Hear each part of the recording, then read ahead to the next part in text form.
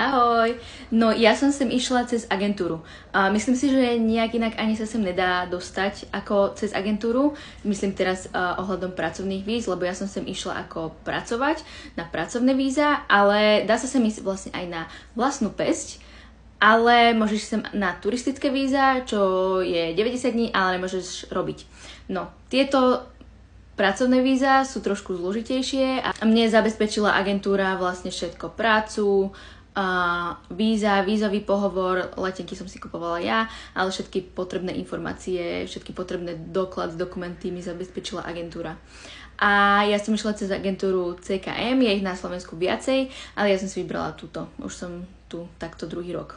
Ale keď nechceš ísť do Ameriky pracovať, keď chceš ísť iba ako turista, tak odporúčam ísť na vlastnú pesť. Ja nikdy nechodím cez cestovky. Všetko vždycky bookujem sama. A ešte jedna dôležitá informácia je, že musíš byť